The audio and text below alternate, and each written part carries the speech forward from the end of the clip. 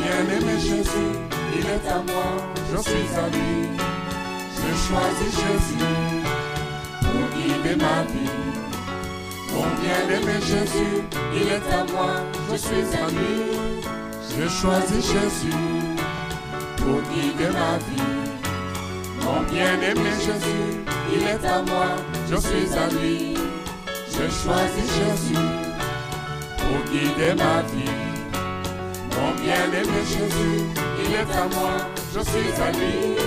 En marchant dans les chemins, dans les rues, observant tous les passants, chacun suivant sa propre voie égoïstement.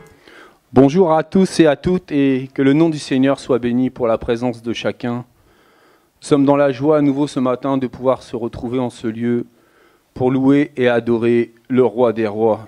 Nous ne sommes pas là pour un homme, nous sommes là pour dire encore merci au Seigneur pour cette semaine qui s'est écoulée, et nous sommes encore là ce matin en bonne santé, debout, aptes à toute bonne chose. Donc c'est vraiment par grâce que nous sommes là. Donc nous allons remercier le Seigneur pour cela. Et pour ceux qui peuvent, si nous pouvons nous lever, par respect comme nous le faisions à l'école, quand le professeur entrait, nous nous levions tout simplement. C'était une façon de lui marquer une marque de respect. Donc si nous pouvons faire la même chose pour le Seigneur ce matin, par respect pour sa présence au milieu de nous. Et j'invite même nos internautes qui nous suivent, si vous êtes chez vous, même là-bas, vous pouvez vous lever tout simplement parce que le Seigneur, comme il est omniprésent, nous voit en tout lieu et il est présent en tout lieu. Donc même dans nos demeures, nous pouvons, par respect pour lui, être debout. Et prions et remercions le Seigneur pour ce souffle de vie, cette nouvelle journée, et remettons son moment entre ses saintes mains. Éternel grand roi, je te bénis, je te rends grâce encore, Seigneur, de nous permettre d'être en ce lieu réunis ce matin, tous ensemble. Cet esprit de famille, éternel, mon Dieu, mon roi, pour louer et adorer le roi des rois, Seigneur. Pour te dire encore merci, toi qui as veillé et gardé chacun de nous tout au long de cette semaine, Seigneur.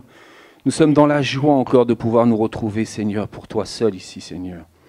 Merci encore de nous conduire dans ce moment, Seigneur. Nous venons déposer à tes pieds tout fardeau, Seigneur, toute mauvaise pensée, Seigneur, qui pourrait nous attrister encore, Seigneur, que tu puisses nous laver, Seigneur, pour que nous puissions te louer et t'adorer, Seigneur, comme il se doit, avec la joie et l'amour de ton saint nom, Seigneur. Merci encore pour ta présence en tout lieu, Seigneur, car nous savons que tu es là, Seigneur. Tu n'es pas limité à un lieu, non, tu es le Dieu Tout-Puissant et tu vois toutes choses, Seigneur. Merci encore pour ton soutien, Seigneur. Merci encore, éternel, mon Dieu, mon roi, de bénir chacun de nous en ce jour, Seigneur, car nous reposons sur toi et sur toi seul, Seigneur. Merci encore pour ta grâce, pour ta présence. À toi la gloire et la louange au siècle des siècles, ô Seigneur. Amen. Nous allons prendre ce chant « Je crois en Jésus », chant numéro 155 dans les livrets.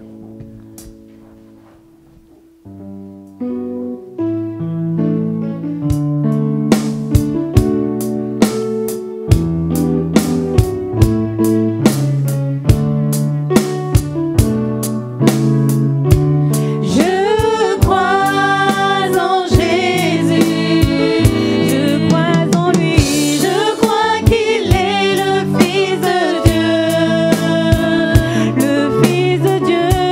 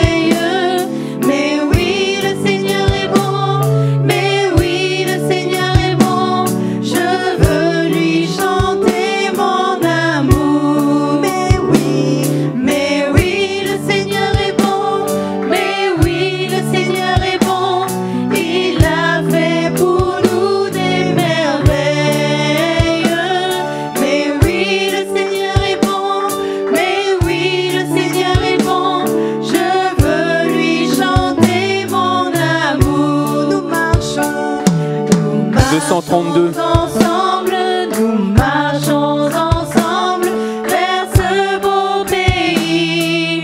Là-haut, nous marchons ensemble, nous marchons ensemble vers ce paradis. Là-haut, mais oui, le Seigneur est bon, mais oui, le Seigneur est bon. Il a fait pour nous des merveilles. Mais oui, le Seigneur est bon, mais oui, le Seigneur est bon. Je veux lui chanter mon amour. Quelqu'un nous attend, quelqu'un nous attend dans ce beau pays. Là-haut, quelqu'un nous attend, quelqu'un nous attend dans ce paradis. Là-haut, mais oui, le Seigneur est bon, mais oui, le Seigneur est bon. Il a fait pour nous des merveilles. Mais oui, le Seigneur est bon, mais oui, le Seigneur est bon. Je veux lui chanter mon amour. Oui, Jésus nous aime. Oui, Jésus nous aime. Oui, Jésus nous aime dans ce beau pays. Là-haut, oui, Jésus nous aime. Oui, Jésus nous aime dans ce paradis. Là-haut, mais oui, le Seigneur est bon, mais oui, le Seigneur est bon. Il a fait pour nous des merveilles. Mais oui, le Seigneur est bon, mais oui, le Seigneur est bon. Je veux lui chanter mon amour. Mais oui, le Seigneur est bon, mais oui, le Seigneur est bon. Il a fait pour nous des merveilles. Mais oui, le Seigneur est bon, mais oui, le Seigneur est bon. Je veux lui chanter mon amour.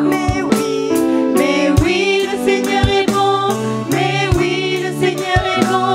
Il a fait pour nous des merveilles. Mais oui, le Seigneur est bon, mais oui, le Seigneur est bon. Je veux lui chanter mon amour.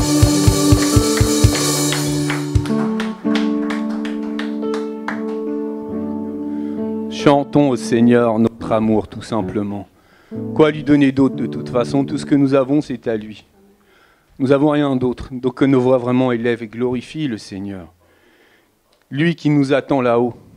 Nous sommes conscients de cela et nous savons comment faire et quel chemin prendre. La semaine dernière, sur un chantier, j'étais interpellé avec le jeune que nous avions au travail. Au moment où il me rejoint, où j'étais en train de travailler, il se met à chanter que nous irons tous au paradis. Et je rigolais, moi, parce que moi, je travaillais au-dessus de lui. Et à un moment, du coup, je descends, je vais le voir et je lui dis, mais ce que tu chantes, tu y crois réellement? Il me dit, ben oui, puisque la chanson me dit que je finirai au paradis. Mais il croit au paradis, mais il ne veut pas croire à l'enfer, tout simplement. Donc quand je lui ai annoncé que s'il n'avait pas Jésus dans sa vie, c'est l'enfer qui l'attendait avec le feu éternel. Il m'a fait la tête, il est reparti, il ne m'a pas reparlé de la journée après. Mais nous sommes conscients de cela et nous savons que nous avons besoin de Jésus-Christ. Comme le Seigneur nous demande, c'est de faire de toutes les nations des disciples, que nous puissions annoncer quoi qu'il arrive. Même au début, je ne voulais pas parler au travail parce que je savais que ça allait peut-être créer des tensions. Mais du moment que le Seigneur nous met à cœur de parler, parlons tout simplement et annonçons aux gens ce qui les attend, que l'enfer est réel et que c'est là qu'ils finiront. Hier soir, quand je regardais les infos, j'étais encore interpellé pour cette... Maintenant, on appelle ça la marche de la liberté à Paris, tout simplement pour les mouvements LGBT et autres, où on veut nous banaliser tout ce qui est homosexualité, transsexualité. Et les slogans qu'ils avaient, c'est qu'ils sont libres de leur corps et de faire ce qu'ils veulent de leur corps. Et le dernier mot, je ne peux pas le dire parce que c'est vraiment très vulgaire. Mais vraiment, j'aimerais qu'on prie pour tous ces gens qui se croient libres de... Tous ces gens qui vont droit en enfer et que l'ennemi continue à troubler. Vraiment, prions pour que tous ces gens puissent rencontrer le Seigneur, être touchés par le Seigneur. Car nous voyons le grand nombre. Un grand nombre va vers cette bouche, vers l'enfer. Et le Seigneur, je sais que ça l'attriste, puisque chaque enfant, il les veut à ses côtés. Donc prions vraiment pour toutes ces personnes qui, comme le disent, ils se croient libres de faire ce qu'ils veulent avec leur corps. Non, que vraiment le Seigneur puisse toucher et interpeller leur vie. Oh oui, éternel Dieu de gloire, Papa, nous venons encore penser, Seigneur, à ce que nous voyons et nous vivons ces derniers temps, Seigneur, où nous voyons ta parole s'accomplir, où le bien sera appelé mal et le mal bien, Seigneur. Ces gens qui se disent libres de faire ce qu'ils veulent de leur corps, Seigneur. Cette marche, soi-disant, pour la liberté, Seigneur de gloire, où nous voulons nous banaliser, Seigneur, tout ce qui est contre ta parole, Seigneur. Et du moment que nous sommes contre cela, où nous annonçons ta parole, nous sommes directement catalogués comme homophobes, Seigneur. Mais comme cela nous a été dit dans l'émission hier, nous sommes juste là pour leur annoncer la parole, la vérité, ce qui les attend, Seigneur. Agis en nous, Seigneur, pour pouvoir parler à ces gens librement, Seigneur. Leur annoncer ce qui les attend, Seigneur. Chacun croit que le paradis leur est ouvert, peu importe ce qu'ils font ici-bas, Seigneur. Le ciel leur est ouvert que si Jésus-Christ est Seigneur et Sauveur dans leur vie, Seigneur. C'est toi cette clé qui mène au ciel, Seigneur. Visite toutes ces personnes qui ont tant besoin de toi, qui vivent dans la fausseté et qui écoutent le diable, Seigneur. Agis encore, éternel mon Dieu, mon roi, sur ce pays, Seigneur, et dans ce monde entier, Seigneur, car ces mouvements, éternel mon Dieu, mon roi, prennent de plus en plus d'ampleur. Même à la télé, nous voyons ces publicités, ces films, Seigneur, où cela devient une banalisation, Seigneur. Merci encore d'agir. Soutiens-nous aussi dans la prière. Aide-nous, éternel mon Dieu, mon roi, car qu'il arrive, Seigneur, à parler librement conduit par toi, Seigneur. Que toute gloire et grâce te reviennent encore à toi seul, au siècle des siècles, Seigneur. Amen. Chant numéro 347.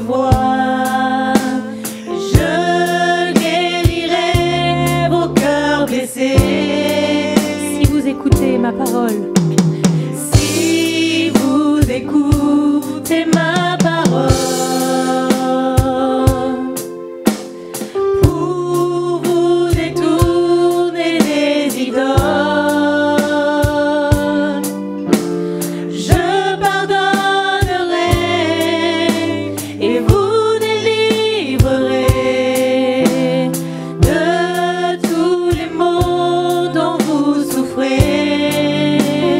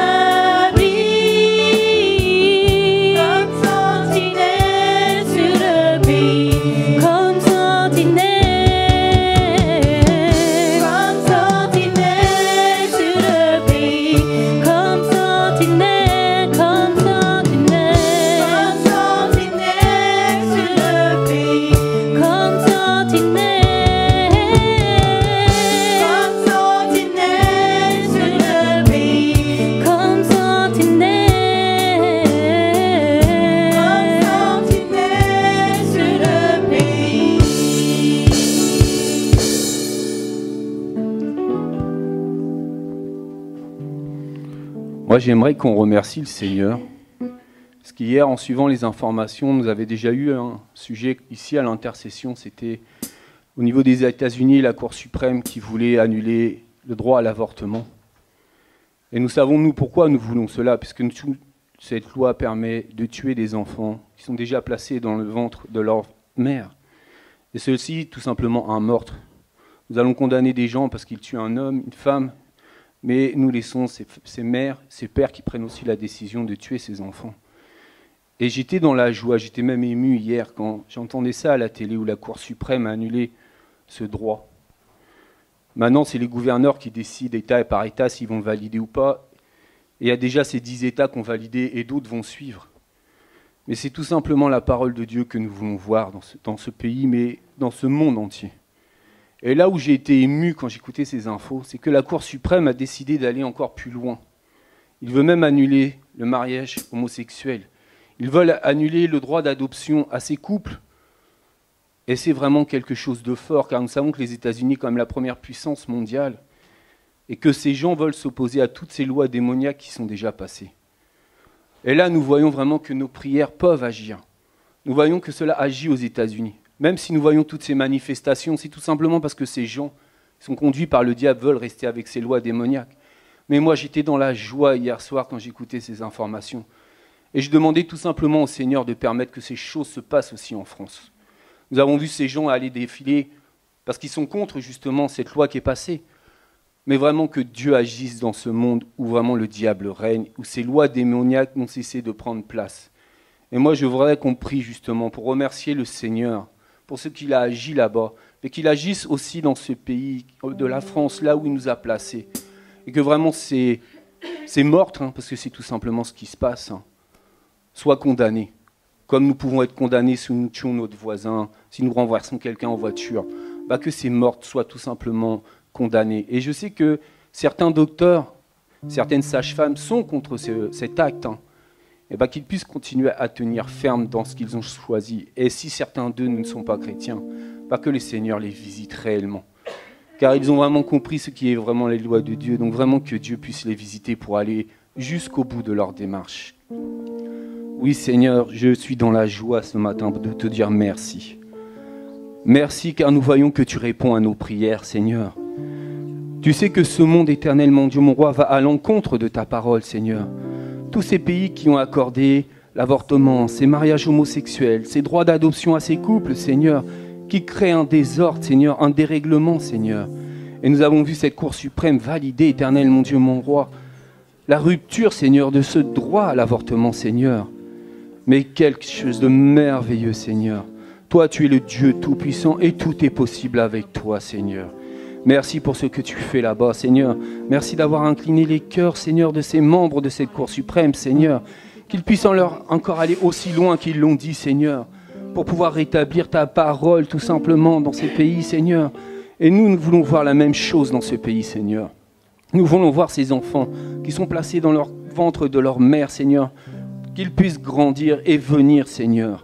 Que tu puisses agir, éternel, mon Dieu, mon roi, et que ces lois puissent tomber aussi dans ce pays, Seigneur. Que tu puisses agir, éternel, mon Dieu, mon roi, car tu es le Dieu tout-puissant. Et nous voyons que tu écoutes nos prières et que tu y réponds aussi, Seigneur. Cela nous fortifie, éternel, mon Dieu, mon roi, et que nous puissions persévérer et continuer, Seigneur, à prier sans cesse, Seigneur de gloire. Car nous voulons voir ce changement dans ce monde, Seigneur. Aide-nous, Seigneur. Aide-nous à tenir ferme et à ne point faiblir devant les attaques de l'ennemi, Seigneur. Merci encore pour tout et que tu puisses continuer à mener à bien, éternel, mon Dieu, mon roi, ce que tu as commencé déjà aux États-Unis, Seigneur. Que toute la gloire te revienne encore à toi seul, au siècle des siècles, Seigneur.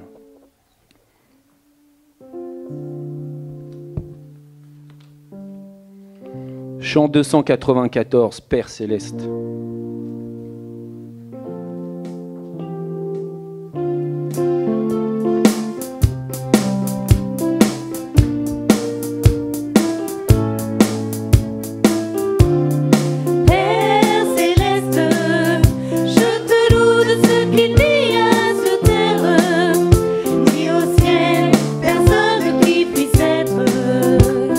Comparé à toi.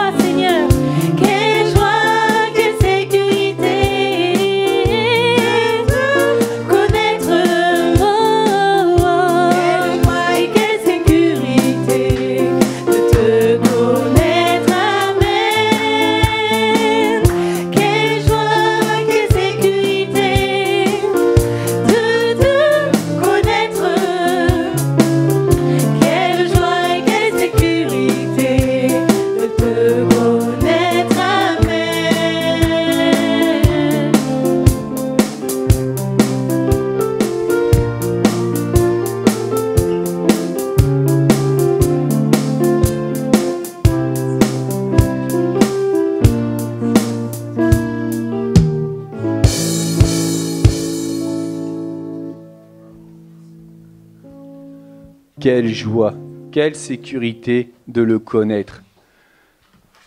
Notre Seigneur et Sauveur Jésus-Christ. Nous savons que nous lui devons toutes choses. Mais le monde ne le sait pas. Continuons à annoncer tout simplement la parole de Dieu. Au moment de la fête de la musique, ce qui m'a interpellé cette année, c'est les gens étaient plus ouverts au dialogue et à recevoir les tracts. Habituellement, quand on entend les tracts, ils ne sont pas intéressés, ils ne veulent pas. Et moi, ce qui m'a étonné cette année, c'est vraiment que les gens étaient vraiment un peu plus ouverts. Même à écouter. Certains sont restés un moment devant l'esplanade où nous étions à écouter et à danser. Que certains, des fois, repartaient même en colère quand ils annonçaient Jésus. Donc nous voyons que, je dirais, le monde est prêt à écouter, à recevoir, je pense. Et pour cela, nous, qui sommes les sentinelles de l'Éternel, comme nous l'avons chanté, annonçons tout simplement la Bible, la parole de Dieu au monde. Ils ont besoin d'entendre que nous puissions apporter cette parole. Nous qui savons. Et je pense que nous sommes tous, je dirais, dans la joie d'avoir le Seigneur dans nos vies. Je pense qu'aucun de nous ici ne voudrait faire demi-tour et retourner dans ce monde des ténèbres. Donc tous ces gens qui sont dans ce monde des ténèbres, qu'ils puissent entendre parler de Jésus et l'accepter dans leur vie. Parce que sans lui, nous ne sommes rien. Si quelques voix veulent s'élever pour élever et glorifier justement notre Seigneur.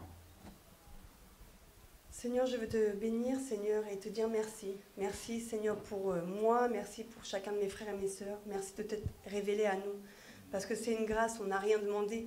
Seigneur, on ne faisait même aucun cas de toi pour ma part, Seigneur, mais c'est toi qui as décidé, dans ton amour, dans ta puissance, Seigneur, de te révéler à moi. C'est toi qui m'as cherché, et je veux te dire merci, parce que je ne suis pas meilleure que les autres. Je te bénis, Seigneur, et je prie que mon cœur soit rempli, Seigneur, de gloire, de reconnaissance, jusqu'à la fin de mes jours. Je te bénis, Seigneur, mon Dieu, mon roi, et je te rends toute la gloire au nom de Jésus. Amen.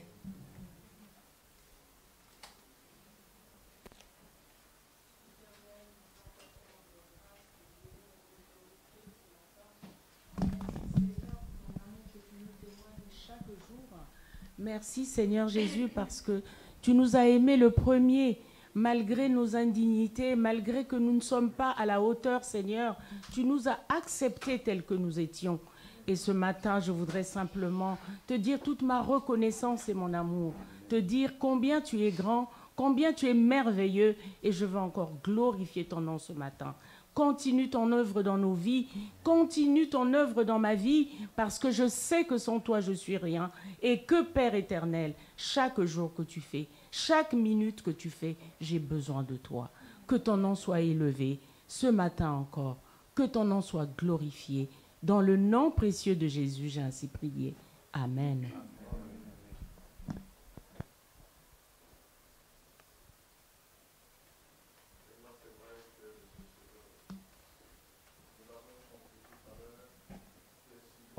Tu es si puissant, mais tu es proche de nous. Tu nous as visités. Et je voudrais aussi approuver le témoignage de mon bien-aimé par rapport à cette fête de la musique où nous avons constaté en effet que les personnes étaient plus disposées cette année qu'avant. Et nous savons que c'est toi qui as agi. Tu es le Dieu sauveur. Nous savons que ton amour pour les humains, Seigneur, ne cessera jamais. Et Seigneur, merci pour ce salut que tu nous as accordé. Comme l'a dit notre sœur aussi, c'est toi qui nous as cherchés. Et nous bénissons, Seigneur, cette œuvre, cette grâce, dans le nom de Jésus. Amen.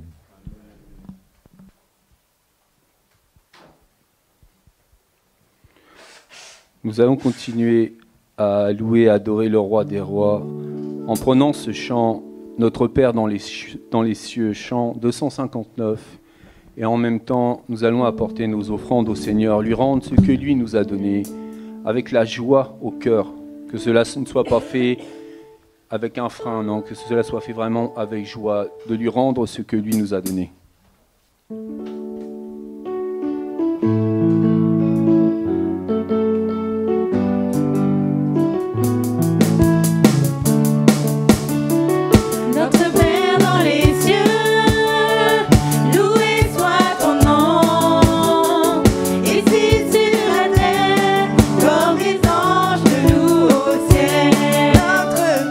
Notre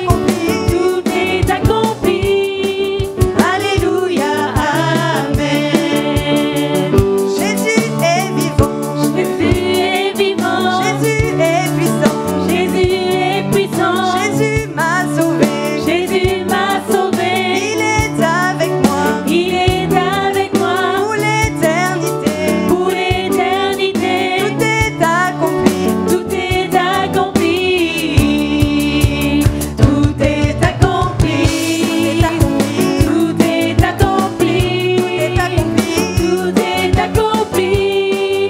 Alléluia. Jésus a dit, Tout est accompli. tout est accompli. Tout est accompli. Tout est accompli. Tout est accompli.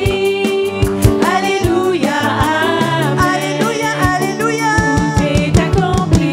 Tout est accompli. Tout est accompli. Tout est accompli. Tout est accompli. Alléluia.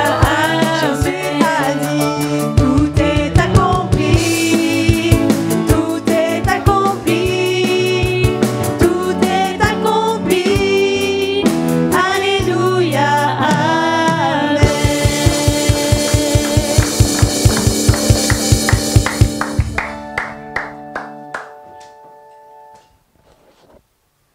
Tout est accompli. Jésus-Christ a tout accompli à la croix de Golgotha. Restons fermes avec Jésus, quoi qu'il arrive. Même quand la mer se déchaîne dans nos vies, restons avec le Seigneur. Même dans ces moments que la louange reste la même dans nos bouches, sur nos visages, que nous puissions louer le roi des rois, quoi qu'il arrive, avec la même joie, le même amour que nous voyons ce matin sur les visages de certains, et non les dents serrées quand cela ne va pas. Tout est accompli quoi qu'il arrive. Jésus-Christ est à nos côtés. Tenons bon quoi qu'il arrive. C'est lui la solution à toutes choses. C'est lui qui nous veille, qui nous garde, qui pourvoit. Jésus-Christ. Ne nous inquiétons pas du jour présent. Ne nous inquiétons pas pour demain. Vivons cet instant dans la joie et l'amour pour le Seigneur et laissons-le aux commandes de toutes choses. Nous allons prendre ce chant numéro 13. Alléluia, Jésus, gloire à Dieu.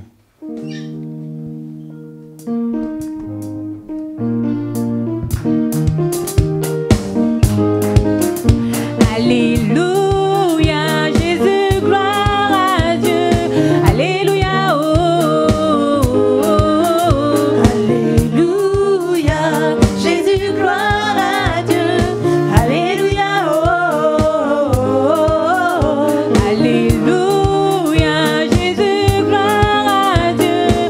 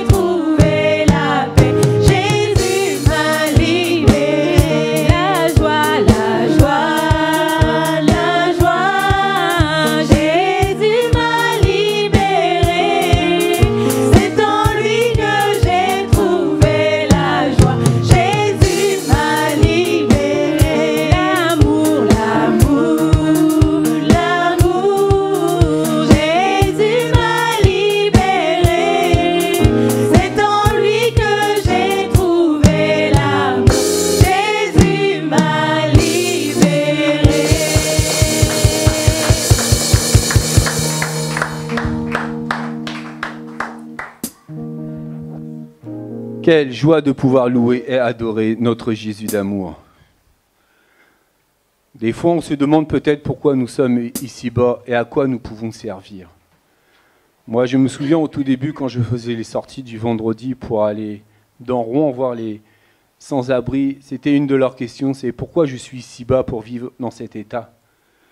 Et ben, notre dernier chant va répondre tout simplement à cette question. C'est le chant 172 qui nous dit « Je suis né pour te louer ». Même si tu penses que sur ta chaise, tu ne sers à rien, loue le Seigneur, tout simplement. Si tu es à un endroit où tu dois attendre, style ton avion, tu vois que le temps défile mais que tu ne fais rien, tu attends, tu es debout. Loue le Seigneur, quoi qu'il arrive, en tout temps. Soyons comme ces oiseaux qui ne cessent de chanter dehors. Louons le Seigneur en tout temps. Chant 172, je suis né pour te louer.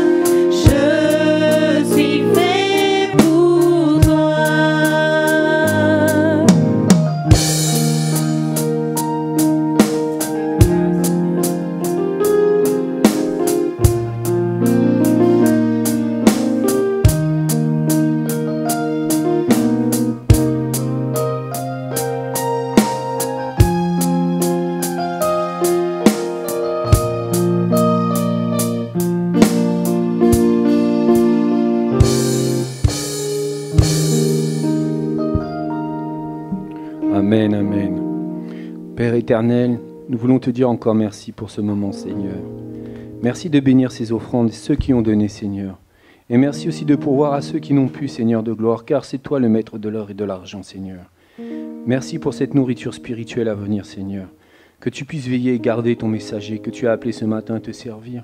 Merci pour l'inspiration que tu lui as accordée, Seigneur, et cette nourriture spirituelle que nous allons recevoir, Seigneur. Fais de nous de la bonne terre pour que tu puisses semer et arroser, Seigneur, et que nous puissions redistribuer, éternel, mon Dieu, mon roi, ce que nous allons recevoir, Seigneur. Nous pensons aussi à tous nos frères et sœurs, Seigneur, qui sont persécutés et qui n'ont pas cette grâce de recevoir ce message que nous allons recevoir. Que tu puisses, Éternel, mon Dieu, mon roi, toi, le Dieu Tout-Puissant, leur apporter ce dont ils ont besoin ce matin, Seigneur. Te bénissons encore, Éternel, grand roi, pour toute ta présence au milieu de nous, Seigneur. Merci encore de veiller ce moment. Que toute flèche de l'ennemi soit nulle et sans effet, Seigneur. Que tu puisses briser toute distraction, somnolence ou autre au milieu de nous, Seigneur. Merci encore pour ta présence, toi, notre roc, notre soutien.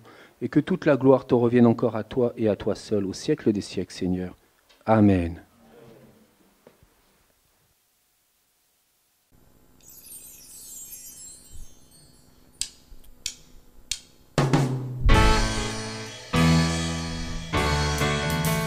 J'ai choisi Jésus pour guider ma vie.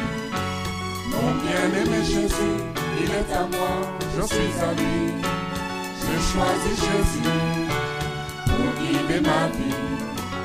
Mon bien-aimé Jésus, il est à moi, je suis à lui.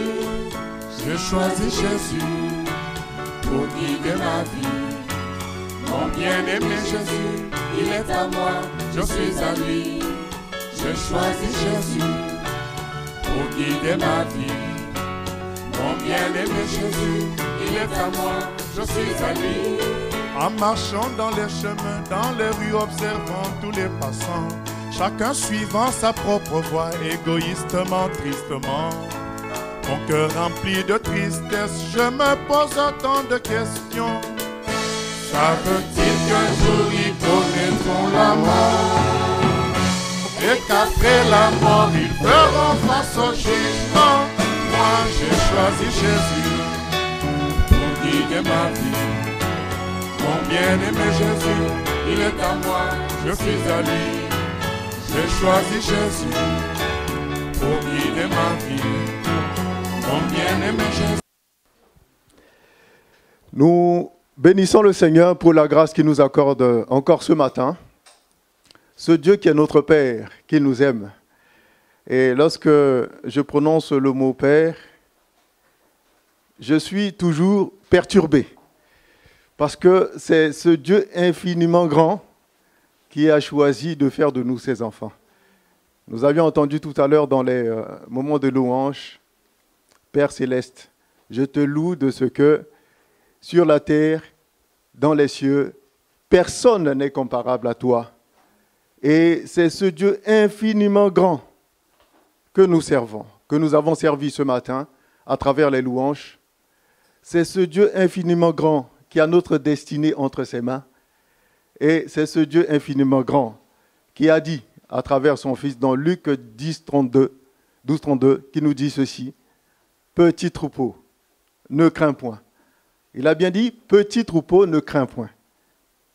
Car votre Père a jugé bon de vous donner le royaume des cieux. » Et nous savons que nous ne sommes que de passage sur cette terre bien-aimée, de passage. C'est ce que la Bible ne cesse de nous le rappeler.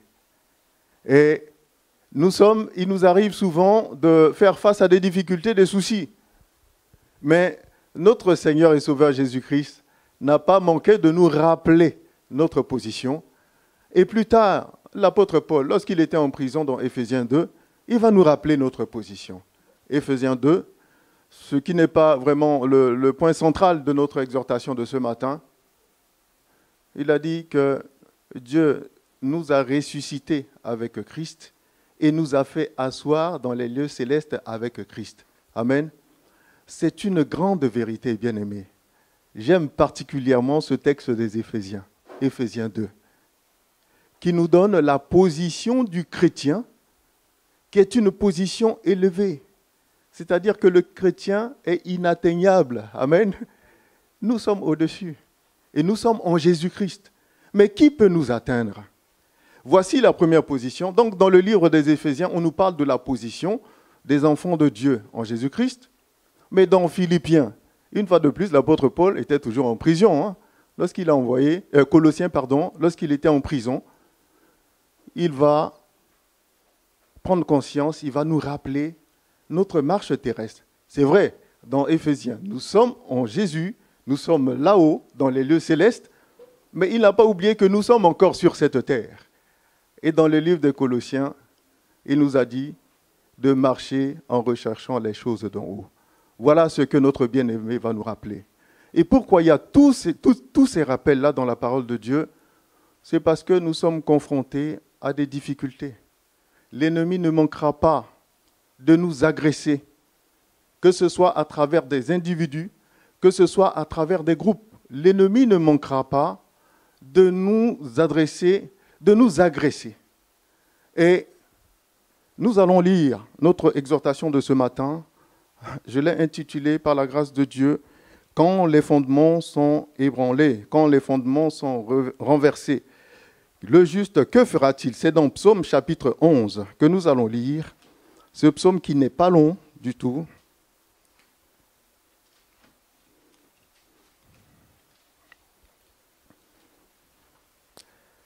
Psaume chapitre 11, à partir du verset 1er. Donc il n'y a que 7 versets.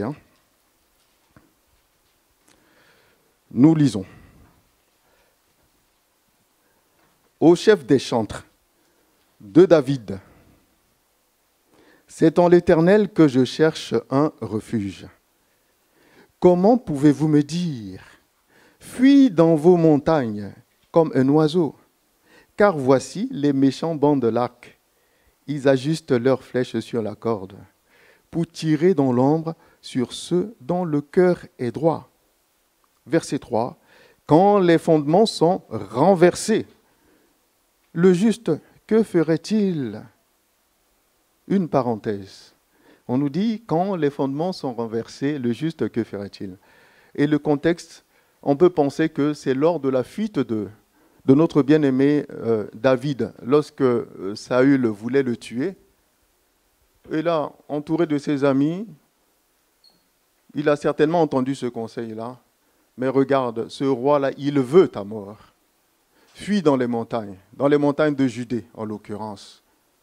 Et nous qui sommes des humains, nous pouvons aussi être touchés par cette situation, ou confrontés à des soucis, à des difficultés qui nous dépassent. Nous avons l'impression que tout est contre nous. Et lorsque nous regardons autour de nous, pour certains parents, on se dit, mais j'ai des responsabilités. Est-ce que je ne dois pas chercher des solutions ailleurs? Est-ce que je ne dois pas fuir dans les montagnes? Fuir dans les montagnes, c'est quoi? C'est de chercher des solutions terrestres, des solutions qui sont hors de Dieu. Alors que notre bien-aimé, il ne faut pas l'oublier, il était encore jeune dans la marche avec le Seigneur. Certes, il avait été déjà un roi, mais il n'a pas encore pris ses fonctions de roi. Et Saül voulait le tuer. Et voici le conseil qu'il va entendre ici. Et c'est sûr, il va partir, il va se réfugier dans les... Mais voici sa réaction. Sa réaction vraiment interpelle.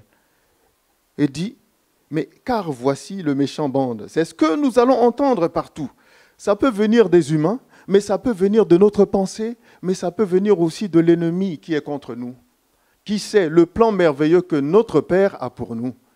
Mais il veut faire en sorte que nous n'accédions pas à ce but que notre Père veut nous faire atteindre, qui veut que nous passions à côté. Et il va alimenter des pensées de doute en nous. Il va nous pousser à la faute. Et notre bien-aimé va dire, mais comment? Il dit, mais comment pouvez-vous me dire, fuis dans vos montagnes comme un oiseau? Car voici les méchants bandent l'arc. Ils ajustent leurs flèches sur la corde pour tirer dans l'ombre sur ceux dont le cœur est droit. C'est vrai, bien-aimés. Nous qui marchons avec le Seigneur, nous sommes souvent la cible de l'ennemi. La cible de ceux qui n'aiment pas Dieu, qui haïssent Dieu. Et c'était le cas de notre bien-aimé David. Saül avait rejeté Dieu. Et il voulait absolument tuer David. Et le verset 4 nous dit ceci, « L'Éternel est dans son saint temple. L'Éternel a son trône dans les cieux. Ses yeux regardent, ses paupières sondent les fils de l'homme. L'Éternel sonde le juste. » On voit bien que dans le verset 4, le début du verset 4, on nous dit que l'Éternel est dans son saint temple. Il est tout là-haut. Mais nous avions entendu rapidement dans Éphésiens 2,6, où nous sommes-nous, bien-aimés? Le Seigneur nous a fait asseoir dans les lieux célestes avec Jésus. Nous sommes dans cette position élevée-là. Nous sommes en ce Dieu-là. Que peuvent nous faire les humains, bien-aimés?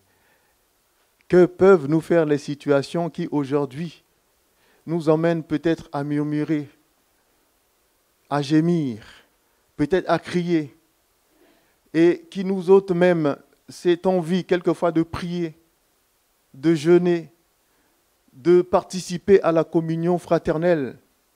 On nous dit, Dieu est dans son Saint-Temple, il ne bougera pas. Comme lors du déluge, au temps de Noé, Dieu reste établi sur son Saint-Temple. Et on nous dit, ses yeux regardent, ses paupières sondent les fils de l'homme, donc tous les humains.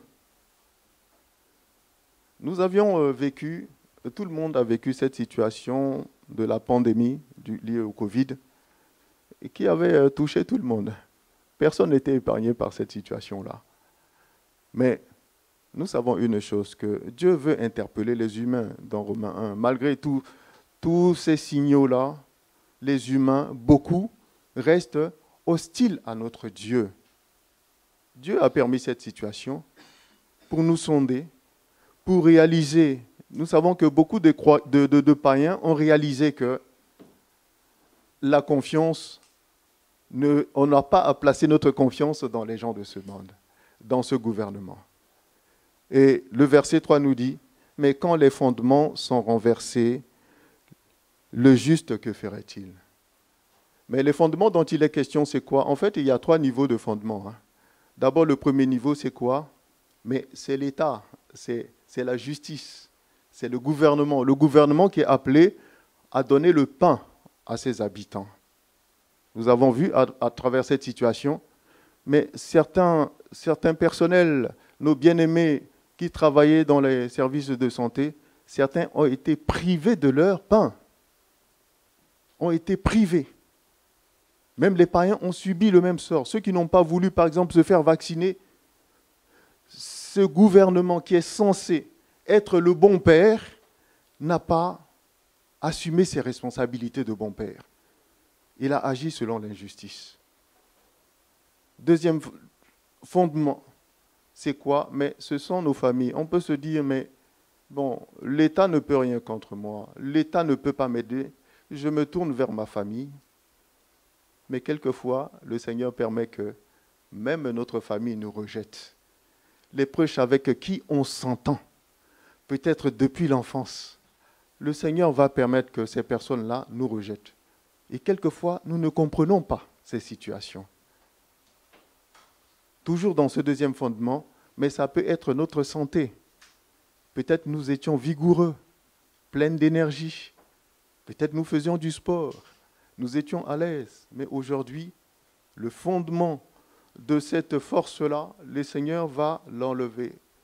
La question qui nous est posée, mais quand le Seigneur t'enlève ta santé, toi qui es le juste, que feras-tu? Est-ce que tu vas fuir dans les montagnes, chercher des solutions terrestres? Est-ce que tu vas essayer de contourner le problème? Encore toujours, dans ce deuxième fondement, ça peut être le travail. Le Seigneur peut t'enlever ton travail. Ça peut être ta dignité, ça peut être ton honneur. Tu peux être un aîné, et ça peut être dans ta famille, mais tu réalises que on te méprise, on te rejette. Que ferais-tu dans cette situation-là, lorsque les fondements, ce qui constitue tes fondements, sont renversés? Ce qui constitue ton orgueil, tout cela t'a été enlevé. Que ferais-tu, bien-aimé? Et nous savons que le troisième type de fondement, c'est quoi? Mais ce sont les vérités bibliques. Nous voyons de nos jours, nous qui sommes des chrétiens, qui avons un certain âge, les vérités qui sont annoncées aujourd'hui, peut-être dans les 20 dernières années, sont vraiment édulcorées. On a essayé de modifier. On a essayé de faire passer les chrétiens pour celui qui est fort, qui doit régner sur cette terre. Et nous savons que cela, Jésus nous l'a dit clairement, notre royaume, le royaume de Dieu n'est pas de ce monde. Et nous ne sommes que de passage sur cette terre. Voici, les fondements de la vérité sont aussi ébranlés. où on parle de la prospérité. Mais le juste, face à tout cela, que fera-t-il? Nous continuons la lecture. Au verset 5, on nous dit, en plus de sonder tous les humains, l'Éternel sonde le juste.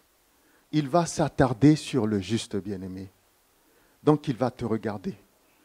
Il va se dire, mais qu'est-ce que tu vas avoir comme comportement, comme réaction lorsque tout ne fonctionne pas? L'État ne peut rien faire pour toi. Tes proches ne peuvent rien pour toi. Même lorsque tu essaies d'écouter certains prédicateurs, tu réalises qu'ils ne te donnent pas le pain réel, le vrai pain dont tu as besoin. Qu'est-ce que tu dois faire? Mais sonder, en fait, c'est quoi? Nous savons que Dieu nous connaît. Il connaît l'état de nos cœurs. Il sait ce qui est gravé dans nos cœurs. Dieu n'a pas... Sonder, c'est aller découvrir la vérité. C'est sonder. Sonder, c'est ça. Mais en réalité, nous savons tous que Dieu n'a pas besoin d'aller chercher. Sonder, dans ce cas, en fait, c'est révéler l'état de nos cœurs à nous-mêmes, pour que nous prenions conscience que non, mais moi qui pensais que j'étais bien, que face à telle situation, j'allais résister, que j'allais continuer le combat, voilà que j'ai chuté. Et Dieu va te montrer cela. Pour que tu fasses quoi? Que tu prennes conscience, que tu t'humilies. Et nous l'avions lu aussi dans Psaume 139. Que tu demandes pardon à Dieu et que tu craignes Dieu. Et que tu demandes à Dieu de t'aider à avancer. Voilà, notre Père n'est pas un Dieu qui est venu pour nous condamner, pour nous juger. Jean 3, 17 nous le dit. Notre Père nous aime trop. Amen. Notre Père nous aime trop. Et je nous le dis, lorsque je prononce le mot Père, j'ai même l'impression que ce mot est trop grand pour ma bouche. Parce que c'est l'être suprême, celui qui a toujours existé, celui qui n'a même pas besoin de ce petit que je suis, qui a choisi de faire de moi son enfant d'adoption. Nous continuons la lecture. Il est dit ceci à la suite du verset 5. On nous dit, il est le méchant et celui qui se plaît à la violence.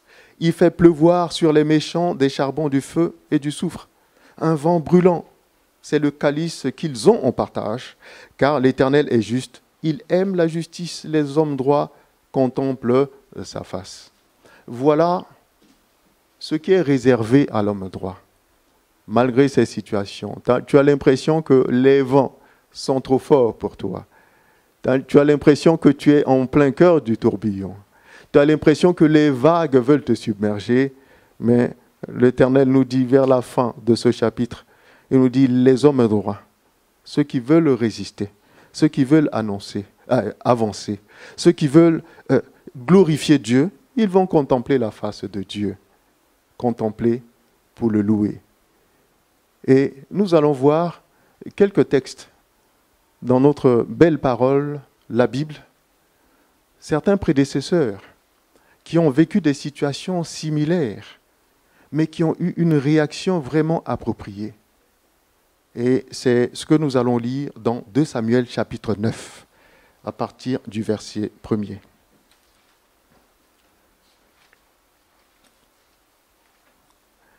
« 2 Samuel 9.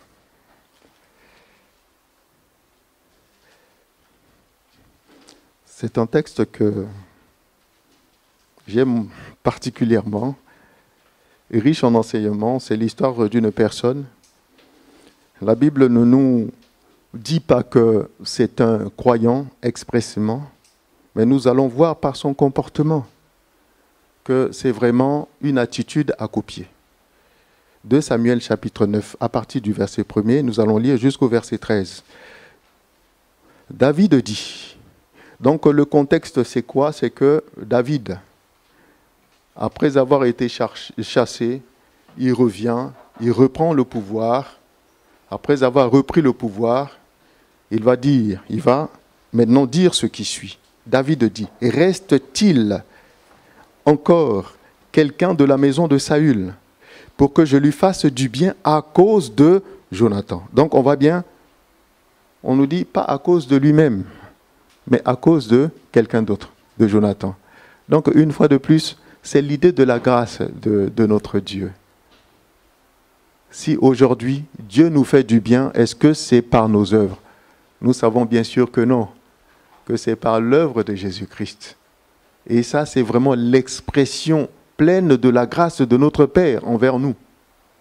Et au verset 2, il y avait un serviteur de la maison de Saül, nommé Tsiba, que l'on fit venir auprès de David. Le roi lui dit, « Es-tu Tsiba ?» Et il répondit, « Ton serviteur. » Le roi dit, « N'y a-t-il plus personne de la maison de Saül pour que j'use envers lui de la bonté de Dieu ?» Et Tsiba répondit au roi, « Il y a encore un fils de Jonathan, perclus des pieds. » Donc l'histoire de ce monsieur qui s'appelle Méphibosheth, c'était le fils de Jonathan.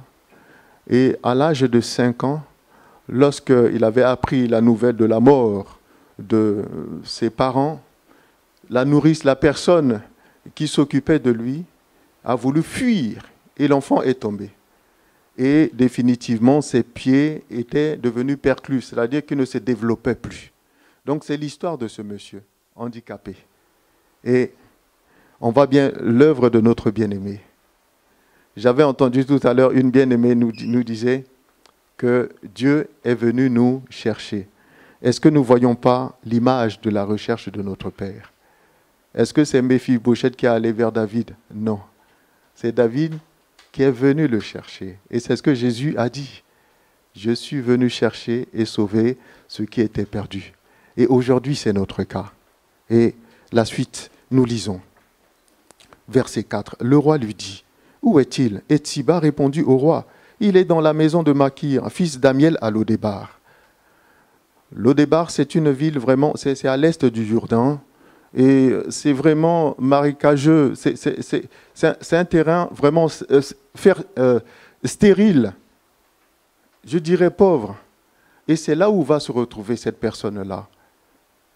Verset 5. Le roi David l'envoya chercher dans la maison de Makir, fils d'Amiel à Lodébar. Et Méphibosheth, fils de Jonathan, fils de Saül, vient auprès de David, tomba sur sa face et se prosterna. David dit, Méphibosheth, et il répondit, voici ton serviteur. David lui dit, ne crains point, car je veux te faire du bien à cause de Jonathan ton père. Je te rendrai toutes les terres de Saül ton père, et tu mangeras toujours à ma table. Encore une fois de plus, Dieu qui nous fait asseoir à sa table. Éphésiens 2:6. Dieu nous a établis dans les lieux célestes. Nous qui étions morts, et c'est le cas de ce monsieur. Nous savons qu'à l'époque, lorsqu'un roi prenait le pouvoir, il tuait systématiquement la descendance de son prédécesseur.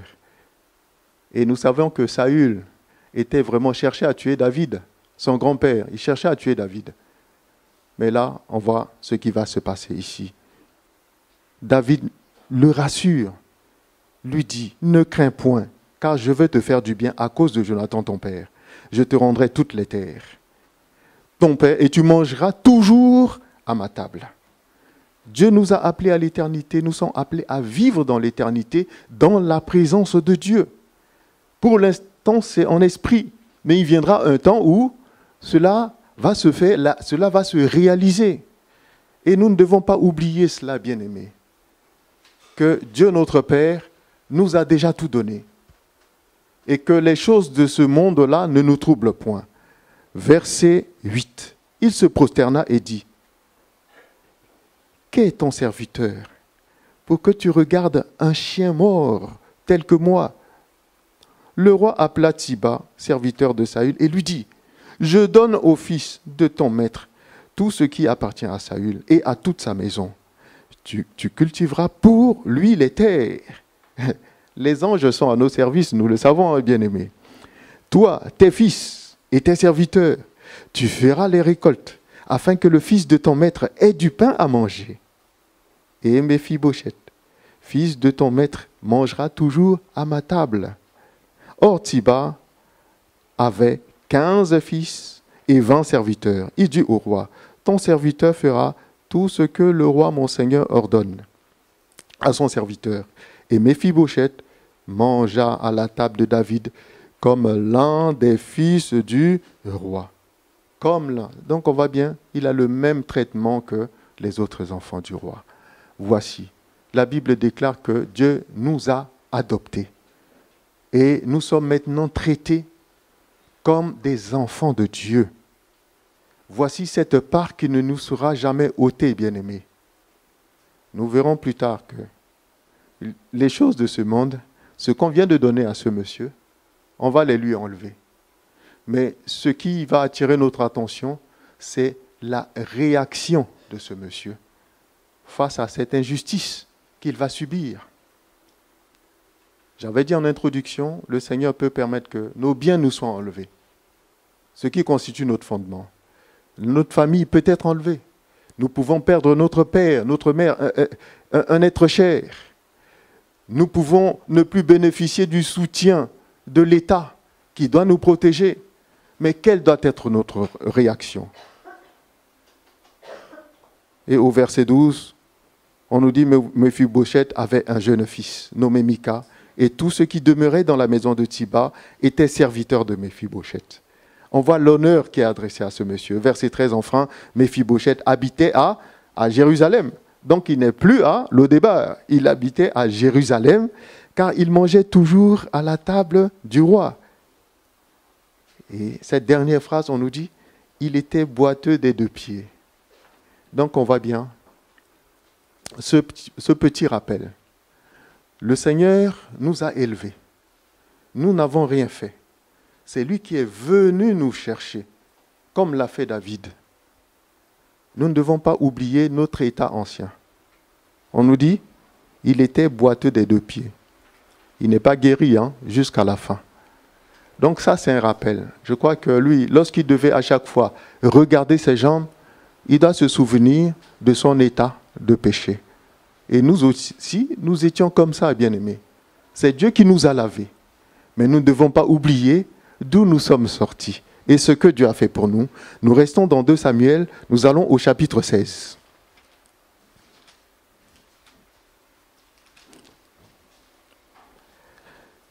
Nous allons lire les 4 premiers versets. Et cette scène-là va se trouver après la révolte d'Absalom, le fils de David, qui va faire un coup d'État. David va s'éloigner. Ben, il va revenir. On nous dit, lorsque David eut un peu dépassé le sommet, voici Thiba, serviteur de Méphibosheth, vint devant lui avec 2 ânes bâtés, sur lesquels il y avait 200 pains, 100 masses de raisins secs, 100 de fruits d'été et une outre de vin. Le roi dit à Thiba, mais que veux-tu faire de cela? Et Thiba répondit, les ânes serviront de monture à la maison du roi, le pain et les fruits d'été sont pour nourrir les jeunes gens, et le vin pour désaltérer ceux qui seront fatigués dans le désert. Le roi dit, où est le fils de ton maître? Et Thiba répondit au roi, voici, il est resté à Jérusalem, car il a dit, aujourd'hui, la maison d'Israël me rendra le royaume de mon père. Le roi dit à Thiba, voici, tout ce qui appartient à Thiba est à toi. Et Thiba dit, je me prosterne, que je trouve grâce à tes yeux.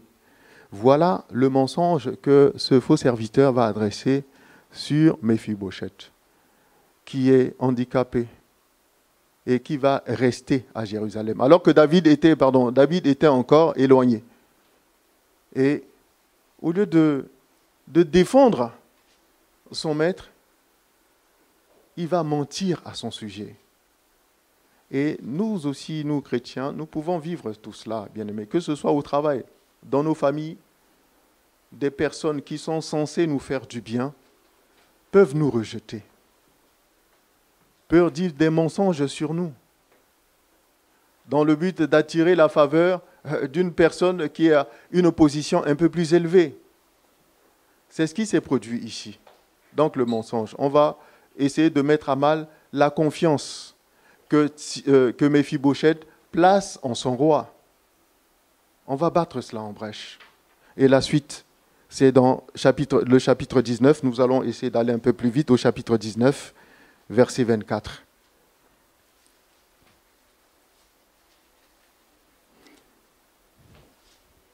Donc là maintenant, David est de retour. Chapitre 19, verset 24.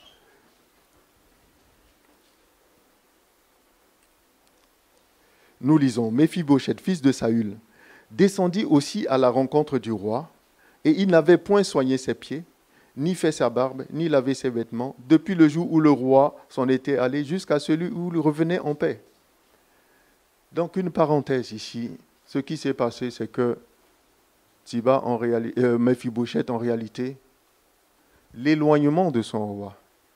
Donc pour nous qui sommes des chrétiens, lorsqu'il arrive que nous sommes en pleine difficulté, nous avons l'impression que Dieu s'est éloigné de nous, que devrons-nous faire?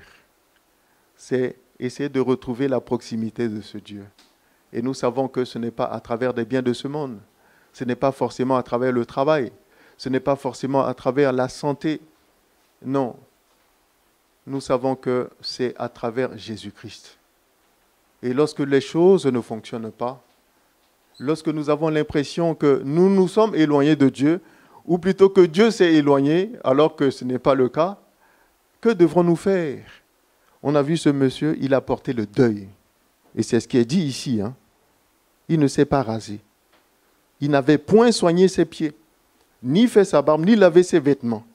Depuis le jour où le roi s'en était allé, jusqu'à celui où il revenait en paix.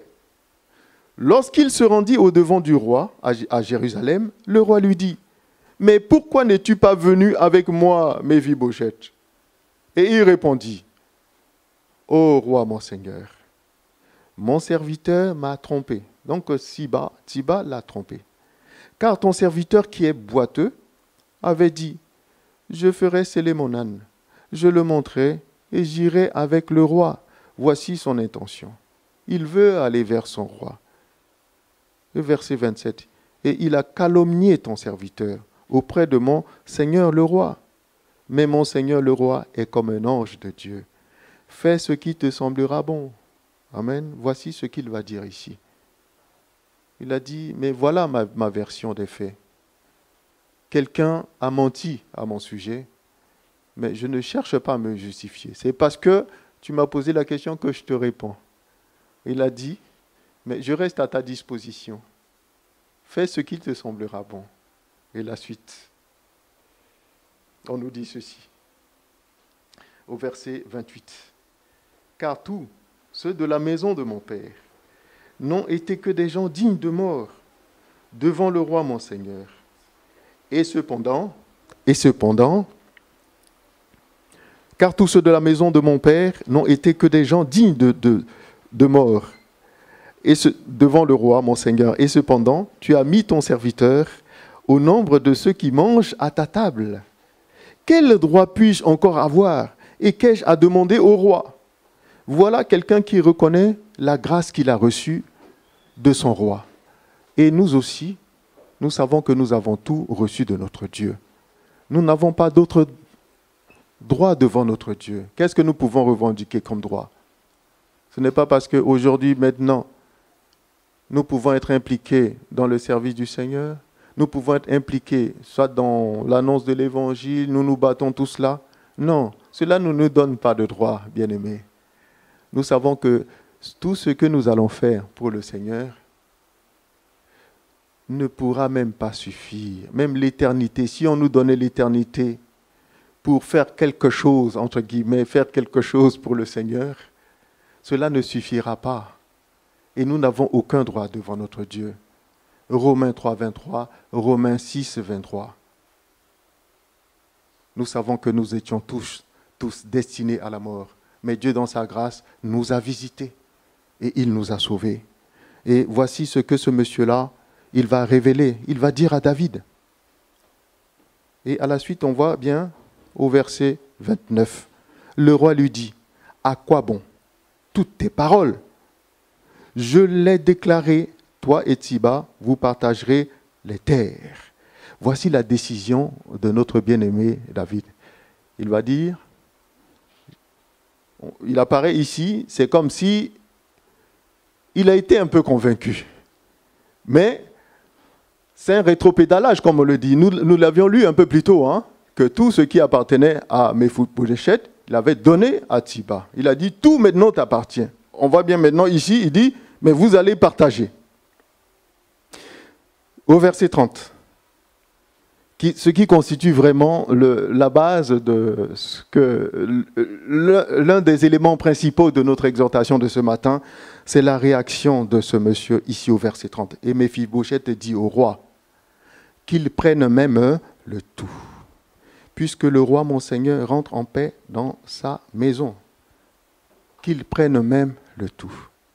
On voit bien que ce monsieur qui avait repris une bonne vie d'aisance auprès du roi, qui avait retrouvé les terres de son grand-père, on voit bien du jour au lendemain, il perd tout à cause d'une injustice. Donc on voit bien ces fondements-là de sa vie ont été ébranlés. Quand les fondements sont ébranlés, le juste, que fera-t-il? On voit bien, qu'est-ce qu'il a dit ici? Nous relisons le verset 30. Il dit qu'il prenne même le tout, puisque le roi mon Seigneur rentre en paix dans sa demeure. Il dit les choses de cette terre, moi-même j'étais mort aux choses de ce monde. J'étais mort. Est-ce que je vais me battre encore pour des choses de ce monde, pour les biens? Cela peut arriver dans des familles où il y a des luttes par rapport à l'héritage, où on va te solliciter, on va insister, on va dire non mais interviens, ça c'est ta part. Non. Qu'est-ce qui doit intéresser le chrétien? Mais c'est la suite du verset, c'est la deuxième partie du verset 30. Il nous dit, puisque le roi mon Seigneur rentre en paix. Lui son bien, c'est David. Et l'idée dans tout cela, c'est quoi? C'est Jésus. Amen. Nous pouvons tout perdre, les biens de ce monde. Nous pouvons perdre la famille. Nous pouvons perdre notre père, comme c'est son cas. Jonathan, son père, était décédé. Il a tout perdu, le monsieur. Même sa santé, il a perdu sa santé. Et on voit bien, il dit, puisque mon roi, c'est-à-dire son bien, reste vivant. Amen. Et nous savons que notre Rédempteur Jésus-Christ, il est vivant. Et nous savons que, aussi, ce Seigneur-là ne nous abandonnera jamais. C'est ce qu'il a donné comme promesse. Je ne vous abandonnerai jamais. Je ne vous délaisserai jamais. Mes brebis sont dans mes mains, personne ne peut les ravir. Quelle belle promesse, bien-aimée. Si nous sommes dans les mains de ce Dieu-là, si on veut nous enlever notre santé, si on veut nous enlever notre dignité, notre honneur, que devrons-nous faire? Est-ce que nous allons battre pour les récupérer? Non. Nous devons nous battre pour demeurer dans l'intimité de ce Dieu qui nous a tant aimés, qui nous a donné un héritage éternel, Jésus-Christ notre Seigneur. Voilà ce que va déclarer ce monsieur. Et lorsque plus tard, il sera question de donner des personnes pour se venger, je crois, des Gabaonites, on va demander à David de donner des personnes. David, une fois de plus, une seconde fois, David va refuser de donner encore Méphibosheth. Il va donner d'autres personnes de la famille de Saül. Mais il ne va pas donner Méphibosheth. Donc on voit bien une seconde fois, il va lui sauver la vie. Et ce monsieur-là, qu'est-ce qu'il ne peut pas dire devant David? Et je suis convaincu, la suite ne nous le dit pas, mais je suis convaincu que David, certainement s'est repenti. Certainement, il a dû récupérer Méphibosheth. Parce que l'acte qu'il vient de poser, c'est comme ce que nous venons de lire, que Dieu, étant ses regards sur la terre, il sonde les hommes. David a sondé Méphibosheth dans cette situation. Il a permis qu'à travers cette situation, que le cœur de Méphibosheth soit révélé. Il aurait pu réagir, dire non, mais c'est injuste ton jugement. Il aurait pu dire ça. Mais est-ce que ce monsieur l'a dit? À aucun moment, il ne l'a dit. À aucun moment. Il s'est attaché à son roi. Bien-aimés, ne nous trompons pas d'objectif.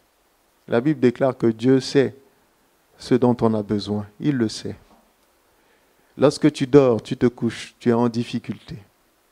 lorsque même tu te plains, peut-être que tu cries à Dieu depuis des mois, des années, pour ton fils, pour ta fille qui n'est pas converti. Lorsque tu as l'impression que c'est compliqué, Dieu ne le voit-il pas? Dieu le voit. Et qu'est-ce que tu dois faire? L'enseignement qui nous est donné dans le verset 30, c'est quoi? C'est de nous attacher à ce Dieu, sachant que Dieu va assurer mes arrières. Dieu répondra à mes cris, car c'est le bon Père. Amen. Nous allons voir aussi un dernier cas, et c'est dans Nombre chapitre 16. Nombre chapitre 16. Cela va introduire plutôt le contexte. Il s'agit des fils de Corée.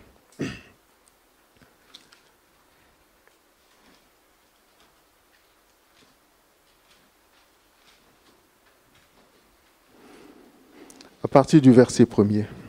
Donc nous allons voir la révolte, et ce qui introduira ce dont nous allons parler, Nombre chapitre 16. Corée, fils de Zitséar, fils de Kéhat, fils de Lévi, se révolta avec Dathan et Abiram, fils d'Éliab, et On, fils de Pélet, tous trois fils de Ruben.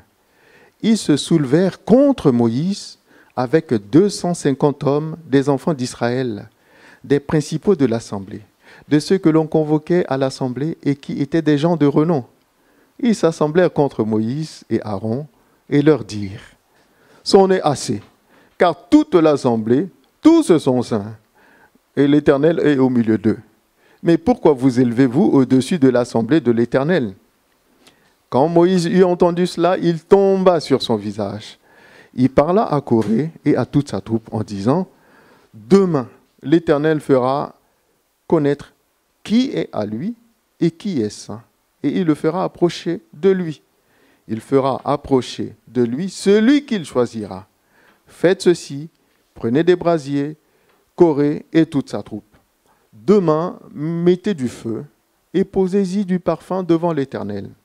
Celui que l'Éternel choisira, c'est celui-là qui sera saint. C'en est assez, enfants de Lévi.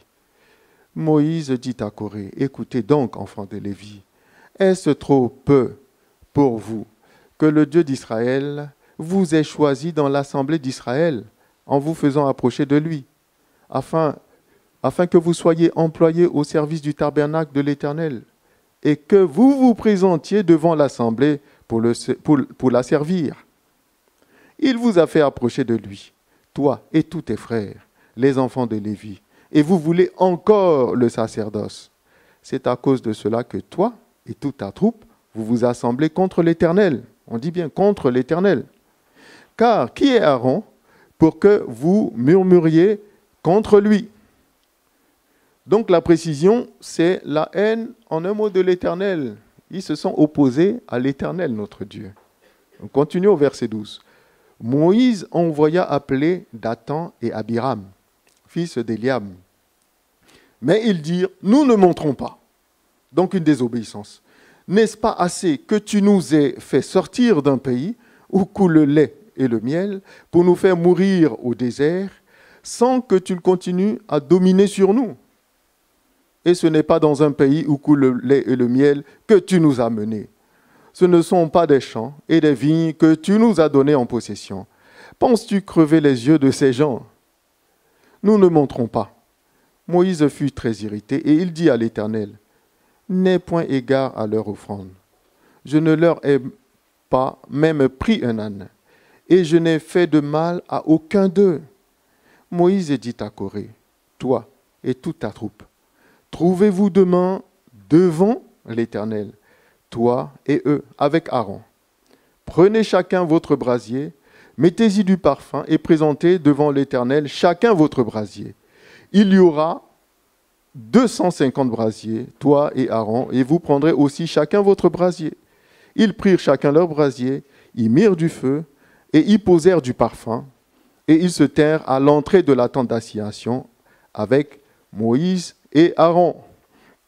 Et Corée convoqua toute l'assemblée contre Moïse et Aaron à l'entrée de la tente d'assignation.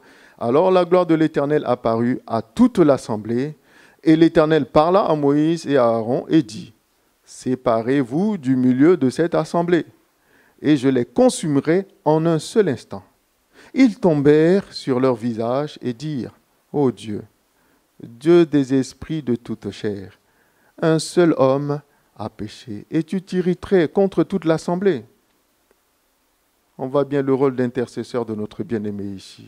Verset 23, l'Éternel parla à Moïse et dit, « Parle à l'assemblée et dit, retirez-vous de toutes parts, loin de la demeure de Coré, de Dathan et d'Abiram. » Moïse se leva et alla vers Dathan et Abiram, et les anciens d'Israël le suivirent. Il parla à l'assemblée et dit, « Éloignez-vous des tentes de ces méchants hommes et ne touchez à rien de ce qui leur appartient, de peur que vous ne périssiez en même temps, qui seront punis pour tous leurs péchés. » Ils se retirèrent de toutes parts, loin de la demeure de Coré, de Dathan et d'Abiram. Dathan et Abiram sortirent et se tinrent à l'entrée de leur tente avec leurs femmes, leurs fils et leurs petits-enfants. Moïse dit, « À ceci vous connaîtrez que l'Éternel m'a envoyé pour faire toutes ces choses, et que je n'agis pas de moi-même. Si ces gens meurent comme tous les hommes meurent, ils subissent le sort commun à tous les hommes. Ce n'est pas l'Éternel qui m'a envoyé. Mais si l'Éternel fait une chose inouïe, si la terre ouvre sa bouche pour les engloutir avec tout ce qui leur appartient, et qu'ils descendent vivants dans le séjour des morts, vous saurez alors que ces gens ont méprisé l'Éternel. » Donc pas Moïse, mais l'Éternel. 31. Comme il achevait de prononcer toutes ces paroles, la terre qui était sous eux se fendit. La terre ouvrit sa bouche et les engloutit, eux et leurs maisons, avec tous les gens de Corée et tous leurs biens. Ils descendirent vivants dans le séjour des morts, eux et tout ce qui leur appartenait. La terre les recouvrit et ils disparurent du milieu de l'assemblée. Et nous passons au verset chapitre 26 pour voir la suite, ce qui va se passer, chapitre 26, qui va nous rappeler cette scène-là. Chapitre 26, à partir du verset 10, nous lisons. On dit, la terre ouvrit sa bouche et les engloutit avec Corée. Quand moururent ceux qui s'étaient assemblés et que le feu consuma les 250 hommes et servirent au peuple d'avertissement. Verset 11, on nous dit ceci, les fils de Corée ne moururent pas. Voici cette précision-là. Or, on nous a dit précédemment, on aurait pu penser que tous étaient morts, tous. Mais là, le scripteur divin nous a mentionné ici que les fils de Corée ne moururent pas.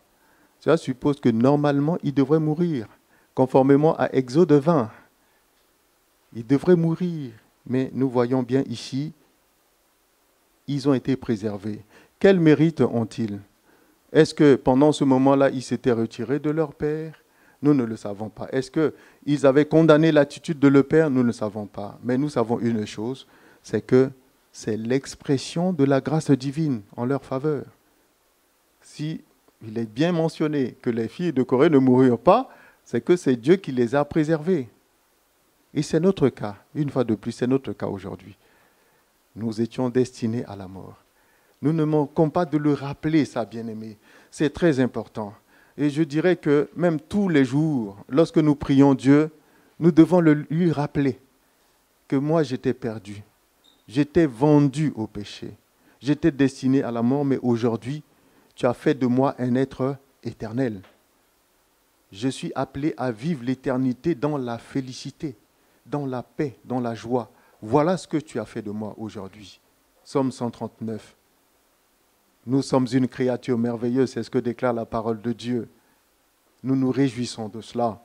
Et les fils de Corée, ils ont été préservés de cette mort qui leur était destinée. Et nous connaissons la suite. Les fils de Corée, ce sont les portiers. Ils sont devenus portiers et des chantres. Ces deux fonctions qui leur ont été données. Mais nous savons que les portiers avaient une grande responsabilité. Ils devaient veiller à ce que personne d'impur n'entre dans le temple. Ils veillaient à cela. C'est vraiment une position assez élevée. Eux, dont les pères avaient trahi Dieu, avaient haï Dieu, on voit maintenant ce que Dieu leur fait. Il les place, il les élève. Et en plus de cela, il en a fait aussi des chantres. J'aime beaucoup aussi ce ministère de chantres. Louer Dieu, adorer Dieu. Qu'est-ce que nous pouvons donner à Dieu? Est-ce que c'est notre argent? Est-ce que Dieu a besoin de notre argent? La Bible déclare que c'est à lui qu'appartiennent l'or et l'argent. Dieu n'en a pas besoin en réalité. Dieu veut juste voir, tester notre générosité, notre reconnaissance lorsqu'il nous demande d'offrir des offrandes. Mais ce n'est pas parce qu'il en a besoin. Mais qu'est-ce qu'il attend de nous? Ce sont des louanges. Et on voit bien que ces personnes-là ont ce ministère vraiment très haut et que j'apprécie beaucoup. Donc, ils ont reconnu que Dieu les a préservés de la vie. Ils auraient pu dire aussi, mais pourquoi Dieu a tué notre père? Comme dans l'histoire de Méphibosheth. Nous voyons quelquefois parmi nous, ou même dans le monde, il y a des personnes qui refusent d'aller vers Jésus parce qu'ils disent, non, mais si Dieu existe, pourquoi il m'a enlevé mon père? Mais tu es encore en vie. Tu dis, Dieu, si Dieu existe, pourquoi il m'a enlevé ma fille, mon fils, ma femme, cet être cher? Mais on voit bien les fils de Corée. Ils ont perdu leur père dans l'affaire. Mais qu'est-ce qu'ils ont eu comme réaction? Au lieu de se laisser abattre, au lieu de condamner Dieu, au lieu de remettre sur Dieu toutes les responsabilités possibles, ils ont dit, non, Dieu m'a fait grâce. Ils se sont humiliés. Et lorsqu'on s'humilie, Dieu nous élève. Et ce sont eux qui vont être des auteurs, je dirais, de pratiquement 11 psaumes. 11 psaumes. Et l'un des psaumes que nous connaissons bien parfaitement, c'est le psaume 42. Si vous voulez, nous allons le lire rapidement. C'est un très bon psaume. Psaume 42.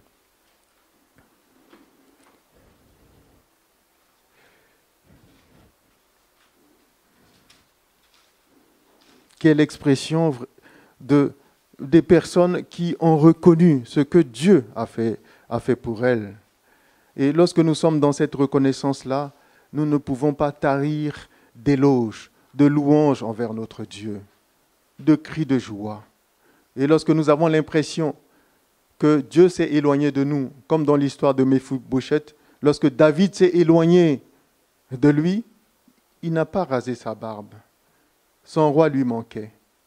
Et donc pour nous, lorsque nous avons l'impression que Dieu est éloigné, nous devons être à la limite dans le deuil, désirer que ce Dieu-là revienne, ou bien que nous allions vers ce Dieu.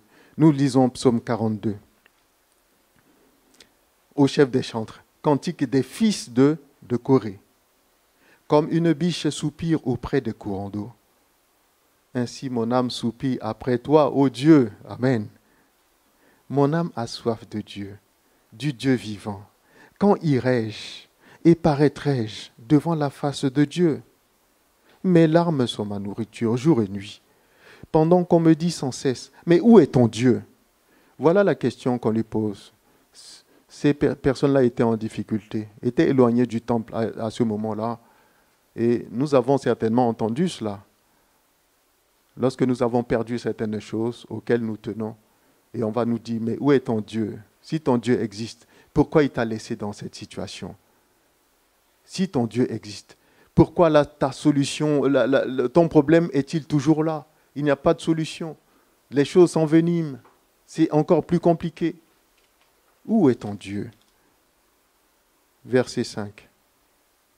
Je me rappelle avec effusion de cœur, quand je marchais entouré de la foule et que je m'avançais à sa tête, vers la maison de Dieu, au milieu des cris de joie et des actions de grâce d'une multitude en fête.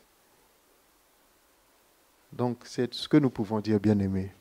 Lorsque nous sommes accablés, lorsque nous avons tout perdu, nous pouvons dire, ah, mais mon Dieu, je me souvenais de ce temps où j'étais rempli de joie, mon cœur était débordant de joie.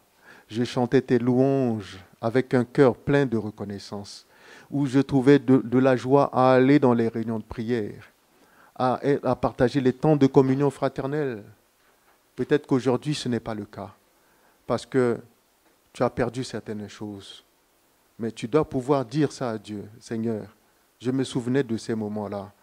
C'est vrai, je suis un humain, mais fais-moi grâce. Ça, c'est aussi une prière. Ça prouve qu'il a vraiment envie de retrouver ces temps-là avec son Dieu. À la tête d'une multitude, en fait. Au verset 6, on nous dit, mais pourquoi? Voici la question qu'il va adresser, les fils de Corée. Pourquoi t'as battu mon âme et gémis-tu au-dedans de moi? Espère en Dieu, car je le louerai encore. Donc c'est un débat qu'il a avec son âme. Il dit à son âme, mais pourquoi tu t'abats au-dedans de moi? Pourquoi tu gémis? Mais sache que moi, je vais continuer à louer le Seigneur, même si les choses ne sont pas belles dans ma vie, même si j'ai tout perdu, même si à gauche, à droite, tout s'écroule autour de moi, même si je gémis, c'est vrai, mais il y a une chose que je ne veux pas arrêter de faire, c'est de continuer à louer le Seigneur. Amen. Louer le Seigneur, pourquoi? Pour ses œuvres passées. Nous l'avons rappelé, les fils de Corée méritaient la mort. Dieu les a épargnés de cette mort-là. C'est notre cas aujourd'hui. N'oublions pas notre passé. Et nous devons aussi louer le Seigneur pour le présent et le futur. Car nous savons, la Bible déclare que notre Rédempteur se lèvera en dernier. Dieu fera manifester, il manifestera sa face sur nous, bien-aimés. Ne désespérons pas. Le bien-aimé tout à l'heure, il avait parlé de ce qui s'est passé aux États-Unis. C'est vrai qu'on a prié. On a tous prié pour la décadence que nous observons dans le monde. Nous voyons cette déchéance humaine. Mais lorsque on a adopté tout cela, que ce soit le droit à l'avortement, tout cela, mais pour nous, c'était peine perdue, c'était fini. Mais n'oublions pas que la Bible déclare que nos prières sont recueillies devant Dieu dans une coupe. Et Dieu se souvient toujours de ses prières. Et là, nous avons tous été surpris par cette loi-là qui est sortie. Nous-mêmes, les chrétiens, nous avons été surpris. Donc Dieu agira en son temps. N'oublions pas cela, bien-aimés. N'oublions pas cela. Et la suite, la suite du verset 6, il dit, « Pourquoi t'as battu mon âme et gémis-tu au-dedans de moi? Espère en Dieu, car je le louerai encore. Il est mon salut et mon Dieu. » Et je suis tenté de compléter en disant, « Il est mon Père. » Amen. Dieu est notre Père, Dieu est ton Père. Et n'oublie pas de lui rappeler ça dans tes prières. De dire, Dieu, je sais que tu es mon Dieu, mais tu es aussi mon Père. Et dites le mot Père avec une foi ferme, bien-aimé, et rempli de conviction. Tu es mon Père à moi, tu m'as adopté, je fais partie de ta maison et que je ne vacille point. Voici la prière que nous devrons faire, bien-aimés. Et nous allons juste lire, vu que le temps nous manque, on va lire pour finir. On dit, mon âme est abattue au-dedans de moi. Aussi c'est à toi que je pense, depuis le pays du Jourdain, depuis l'Hermon, depuis la montagne de Mitséar. Un flot appelle un autre, au bruit de tes ondées. Toutes tes vagues et tous tes flots passent sur moi. On voit bien ici, ce sont des épreuves qui sont permises par Dieu. Les vagues qui passent sur moi. Et nous l'avions entendu hier, lors de notre... C'est la pensée du jour d'hier. Le Seigneur va permettre des choses dans nos vies, mais tout cela pour notre bien. Il veut nous sauver, et nous sauver parfaitement. Nous savons que le salut de Dieu est parfait. Verset 9. Le jour, l'Éternel m'accordait sa grâce. La nuit, je chantais ses louanges. J'adressais une prière au Dieu de ma vie. Je dis à Dieu, mon rocher, pourquoi m'oublies-tu? Pourquoi dois-je marcher dans la tristesse, sous l'oppression de l'ennemi? Mes os se brisent. Quand mes persécuteurs m'outragent, en me disant sans cesse, mais où est ton Dieu? Pourquoi t'as battu mon âme? Et gémis-tu au-dedans de moi? Espère en Dieu, car je le louerai encore. Il est mon salut et mon Dieu. Et en plus de cela, mon Père. Amen. Dieu est notre Père, celui qui nous veut du bien. N'oublions pas, bien-aimés, que l'ennemi ne nous emmène pas à douter de la présence de ce Dieu-là. Deutéronome 8 nous le rappelle aussi. Le peuple est passé par le désert. Dieu a dit, mais c'est pour voir l'état de ton cœur, pour sonder ton cœur. Donc ne sois pas désespéré. Ne te décourage pas lorsqu'on t'enlève des choses, lorsque tu perds certaines choses dans la vie, des choses qui étaient constituées ton soutien. Ne désespère pas, car celui qui t'a appelé, il t'a connu quand? Avant la fondation du monde. C'est ce que la Bible déclare. Amen. Avant qu'il ne te fasse entrer dans ce monde, il avait son plan pour ta vie. C'est ce que nous avions entendu lors d'un enseignement. Mais s'il a déjà tout planifié dans ta vie, il n'y aura pas de hasard. Et que le Seigneur nous accorde la grâce d'être fortifiés dans nos cœurs, que nous ne désespérions pas. Nous allons prier, bien-aimés. Au nom de Jésus. Éternel Dieu, notre Père, nous le disons parce que tu as mis en nous cet esprit par lequel nous crions « Abba, Père ». C'est vrai. Seigneur, quelquefois nous doutons, lorsque nous vacillons, lorsque les choses nous sont enlevées, lorsque nous subissons des injustices, nous avons tendance, Seigneur, à penser que tu t'es éloigné de nous. Pardonne-nous toutes les fois où nous nous sommes trompés de jugement. Pardonne ton peuple, pardonne-nous tous. Père, accorde-nous la grâce de ne pas oublier que tu es notre Père et que tu es celui qui gouverne de là-haut. De ne pas oublier aussi non plus que tu nous as fait asseoir dans les lieux célestes avec Jésus-Christ. Qui va nous en faire descendre? Personne. Personne, notre Dieu, car nous sommes en Jésus-Christ. Notre vie est cachée en Jésus-Christ. Et encore merci pour la grâce que tu nous accordes ce matin. Nous bénissons tes bontés. Je bénis mes frères, je bénis mes sœurs, dans le nom de Jésus-Christ, et que notre semaine soit une semaine de paix, de joie et de fidélité à toi, notre Dieu, au nom de Jésus-Christ. Amen.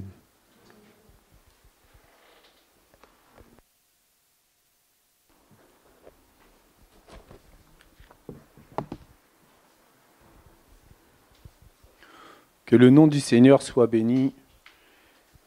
Nous allons rendre gloire encore au Seigneur en le remerciant pour ce que nous allons partager et qu'il puisse encore nous conduire dans le reste de cette journée. Après, au niveau des annonces, c'est les annonces habituelles. Nous nous retrouvons le mardi pour l'étude biblique, mercredi pour nos moments d'intercession dans nos 3 cellules et le culte du dimanche à partir de 10h. Je ne vais pas déployer plus sur les adresses ou les horaires. Chacun, je pense, connaît actuellement. Et sinon, allez directement sur le site de CCN Bethléem pour avoir plus d'infos. Donc si nous pouvons nous lever pour encore rendre gloire au Seigneur pour ce moment et lui remettre le reste de cette journée entre ses mains. Éternel grand roi, nous te bénissons et te rendons grâce encore pour cette nourriture, Seigneur. Merci encore de nous avoir nourris, Seigneur, et que nous puissions redistribuer ce que tu nous enseignes, Seigneur, semaine après semaine, jour après jour, Seigneur. Merci encore, éternel grand roi, pour ce que nous allons partager dans ce moment de communion fraternelle, Seigneur.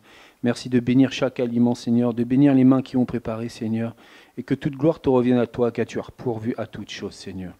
Merci encore de veiller nos bien-aimés qui vont prendre le chemin de Paris, Seigneur, que tu puisses veiller sur ce culte, ce moment de louange, d'adoration. Et merci pour ta présence sur la route, Seigneur, de les veiller, Seigneur. Merci encore d'accompagner les enfants dans les répétitions pour la fête de la jeunesse, Seigneur. Merci de veiller sur le moment de communion, Seigneur, ce soir au foot, Seigneur, que tu sois présent, Seigneur, et que tous ces événements soient faits pour glorifier ton nom, Seigneur. Te bénissons encore pour ta présence à nos côtés. Merci de veiller sur chacun de nous encore, Seigneur, et que toute la gloire te revienne à toi seul, au siècle des siècles, Seigneur. Amen.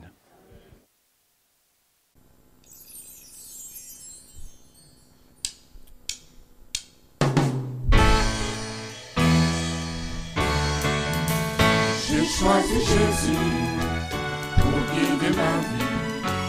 Mon bien-aimé Jésus, il est à moi, je suis à lui.